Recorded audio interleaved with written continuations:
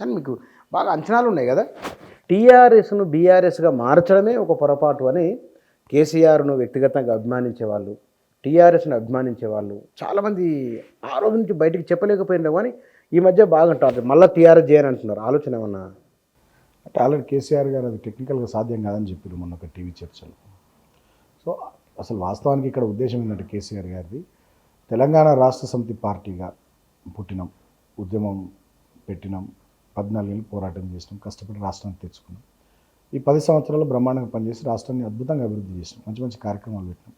ఇలాంటి కార్యక్రమాలు దేశమంతా విస్తరించాలంటే, దేశంలోని ఇతర రాష్ట్రాల్లో కూడా జరగాలంటే అయితే అక్కడ ప్రభుత్వాల్లో మనం అన్న ఉండాలి, లేదా అక్కడ ప్రభుత్వాల మీద ఫైట్ చేసేటట్టుగానే మనం ఉండాలి. ఈ కార్యక్రమాలు ఆయా రాష్ట్రాల్లో ఇంప్లిమెంట్ కావడానికి, కేంద్రంలో ఇంప్లిమెంట్ కావడానికి. దానికి మనం ఇతర రాష్ట్రాలకు విస్తరించాలంటే ఈ టీఆర్ఎస్ పేరు అనేది టీఆర్ఎస్ పేరు మీద అనేది సాధ్యం కాదనే ఆలోచనతో కేసీఆర్ గారు బీఆర్ఎస్ భారత రాష్ట్ర సమితి అని చెప్పి జాతీయ రాజకీయాలకు పోవాలి అనేటటువంటి, అంటే దేశంలో ప్రజలకు మంచి జరగాలని. ఇప్పుడు దళిత బంధు ఇక్కడ పెట్టినాం, అది దేశమంతా రావాలనేది వారి కోరిక. రైతు బంధు ఇక్కడ పెట్టినాం, దేశమంతా రావాలని.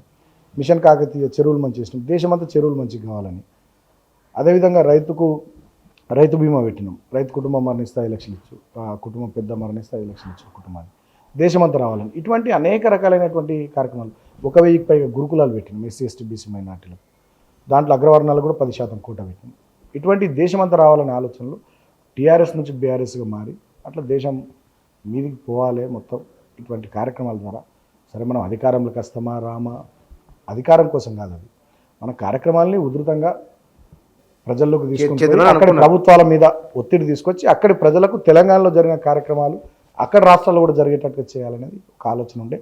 సమయం సందర్భం కాలం కలిసి వస్తే వివిధ రాష్ట్రాల్లో ప్రభుత్వాలు ఏర్పాటు చేసే స్థాయికి పోయినా, లేదా దేశంలో ఒక క్రియాశీలక పాత్ర పోషించేటట్టుగా ప్రభుత్వంలో మనం భాగస్వామ్యం ఉండేటట్టుగా ఆయన పాత్ర వస్తే మనం తెలంగాణ ఎజెండానే, తెలంగాణలో ఇంప్లిమెంట్ చేసిన విధంగానే దేశంలో ఇంప్లిమెంట్ చేద్దాం అనేది కేసీఆర్ గారి ఆలోచన ఉండే. కాకపోతే ఇక మనం పెద్దపల్లి నియోజకవర్గం నుంచి మీరు గతంలో గెలిచినారు, ఈసారి ఎట్లా ఉండవచ్చు ఫలితం? ఈశ్వరన్న పోటీ చేస్తుంది. ఎట్లా ఉండవచ్చు అంటే ఈశ్వరన్న మొదటి నుంచి మంచి వ్యక్తి, సౌమ్యుడు. ఆయన సింగరేణి కార్మికుడు, 26 సంవత్సరాలు పనిచేసిండు, కార్మిక నాయకుడు కూడా పనిచేసిండు. సుదీర్ఘమైనటువంటి రాజకీయ అనుభవం ఉంది. 6 సార్లు ఎమ్మెల్యే, ఒకసారి చీఫ్ విప్, ఒకసారి మంత్రి. సో విస్తృతమైనటువంటి పరిచయాలు ఉన్నాయి నియోజకవర్గంలో. ఈశ్వరన్న గెలవడానికి పూర్తి స్థాయిలో అవకాశం ఉంది. అంటే మీరు ఇన్ఛార్జ్ అయినందుకు అవకాశాలు ఉంటాయి అట్లని కాదు, అటు దిక్కు ఏమైపోయింది, ఇప్పుడు వివేక్ గారు చెన్నూరు ఎమ్మెల్యే, బెల్లంపల్లి నుంచి వినోద్ గారు ఎమ్మెల్యే. ఇప్పుడు వివేక్ గారి కొడుకే వంశీ పెద్దపల్లి ఎంపీ క్యాండిడేట్ అనేసరికి జనాలకు అది నచ్చుతలేదు. అరే ఒకటే పార్లమెంట్ నియోజకవర్గం, వీళ్ళే కుటుంబమేనా, వేరోళ్ళు లేరా?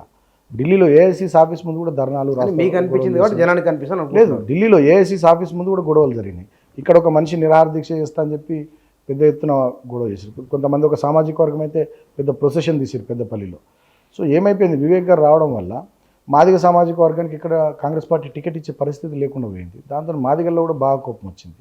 సో డెఫినెట్గా వాళ్ళ విషయంలో ఇంకోటి కూడా ఏమైపోయిందంటే బుచ్చన్ ఇక్కడ చెప్పాలి, 2 విషయాలు మాట్లాడుకోవాలి. ఒకటి, ఇప్పుడు రిజర్వేషన్ ఎన్నిసార్లు వాడుకుంటారు, వెంకటస్వామి గారి నుంచి మొదలుకొని ఇక్కడ ఎన్నిసార్లు వాడుకుంటారు. జనరల్ సీట్లో పోటీ చేయొచ్చుగా వంశీ, 1000 కోట్లు ఉన్నాయి, right? First point. Second point, ఇంకోటి కూడా చెప్తున్నాను.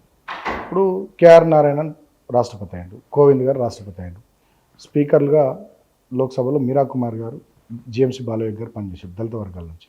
దేశ ఉప ప్రధానిగా జగజీవన్ రామ్ గారు పనిచేశారు. మహారాష్ట్ర ముఖ్యమంత్రి సుశీల్ కుమార్ షిండే చేసిండు. జితిన్ రామ్ మాంజీ బీహార్ ముఖ్యమంత్రి చేసిండు. దామోదరం సంజీవయ్య ఇక్కడ చేసిండు. తర్వాత ఇదే రాష్ట్రం నుంచి సర్వే సత్యనారాయణ గారు కేంద్రంలో మంత్రి, పక్క రాష్ట్రం నుంచి జేడీ శీలం గారు కేంద్రంలో మంత్రి. ఇట్లా చాలామంది కేంద్ర మంత్రులుగా, గవర్నర్లుగా, ముఖ్యమంత్రులుగా దళిత నాయకులు ఉన్నారు. ఏ దళిత నాయకుని కుటుంబం సంపాదించని 1000 కోట్లు వీళ్ళే ఎట్లా సంపాదించారు? రాష్ట్రపతులుగా, ఉప ప్రధానులుగా, ముఖ్యమంత్రులుగా, గవర్నర్లుగా, కేంద్ర మంత్రులుగా పనిచేసినటువంటి ఏ దళిత నాయకుని కుటుంబం సంపాదించిన ఆస్తులు 1000 కోట్లు, ఏ కుటుంబం ఎట్లా సంపాదించింది అనేది చర్చ బాగా జరుగుతుంది. ఒకటి. ఇంకొకటి, ఇక్కడ ఏమవుతుందంటే మా పెద్దపల్లి పార్లమెంట్ నియోజకవర్గంలో అసలు దళిత నాయకులు అంటే వీళ్ళేనా? ఎంపీలు, ఎమ్మెల్యేలు వీళ్ళే కావాలా, వేరేలు కావద్దా? ఎవరు ఎదిగినా వాళ్ళ మీదుగా వ్యక్తిత్వ హననం, బురద చల్లడం, కుట్ర చేయడం, బట్టగాల్చి మీద వారేయడం, పేపర్లలో రాయిపీయడం, టీవీలలో చెప్తే ఎంతమంది మీద మీకు చెప్తా.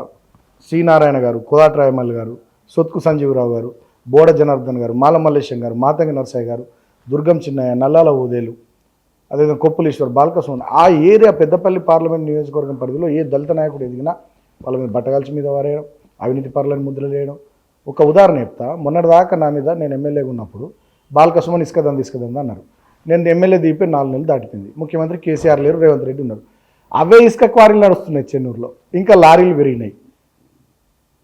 మరి బాలకృష్ణ అయితే బంద్ కావాలి కదా, ఎందుకు బంద్ అవుతలే? అంటే మనుషుల్ని వాళ్ళ క్యారెక్టర్ని చంపేయడం, ఆ ఏరియాలో దళిత నాయకుల్ని వాళ్ళ ఇమేజ్ని దెబ్బతీయడం, వాళ్ళ వ్యక్తిత్వాన్ని చంపేసి ఇక దళిత నాయకులు ఆ ఏరియాలు అంటే ఇక వివేక్ కుటుంబమే, వెంకటస్వామి గారి కుటుంబమే అనేటట్టుగా అదొకటి కుట్ర చేసిర్రు. సో అవన్నీ కూడా ఇప్పుడు ఈ పార్లమెంట్ ఎన్నికల్లో డెఫినెట్గా బాగా చర్చ అవుతున్నాయి. చర్చ ఎందుకు అవుతున్నాయి అంటే వంశీ రావడం వల్ల అవుతున్నాయి.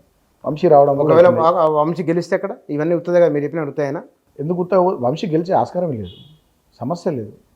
మీరు మర్చిపోండి, కొప్పలీశ్వర్ గారు బ్రహ్మాండమైన మెజార్టీతో గెలుస్తున్నారు. మీరు మర్చిపోండి.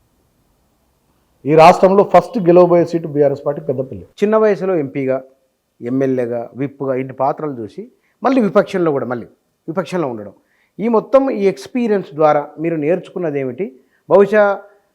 భవిష్యత్తు జీవితం అన్నదానికి ఒక డెఫినేషన్ వచ్చుంటుంది కదా మీకు, అదేమిటి? నేను ఎప్పుడు కూడా సీరియస్ చెప్తున్నా. చాలామంది అనుకుంటారు బాగా స్కెచ్లు వేస్తున్నాను, లేకపోతే ఏదో ఆలోచిస్తున్నాను, ఏదో చేస్తున్నాను అనుకుంటారు. అసలు నేను ఏం స్కెచ్లే ఏమి కొత్తగా ఆలోచించా. ఏది ఎట్లెట్లు వస్తుంటే అట్లా తీసుకొని పోతున్నాడు అని ప్రామిస్ చెప్తున్నా సీరియస్గా. నేను కొంచెం స్ట్రైట్ ఫార్వర్డ్, ఏదున్నా నేను కొంచెం ముఖం మీద నేస్తా, ఏదున్నా మాట్లాడతా, లోపలోటి బయటోటి నేను ఉండను. అంతేకాకుండా కొంచెం నాకు వ్యక్తిత్వము మొదటి నుంచి కొంత ఆత్మగౌరవము, ఇవన్నీ కొంత విలువలు ఇట్లా కొన్ని ఉంటాయి కాబట్టి గట్టిగా ఉంటాం.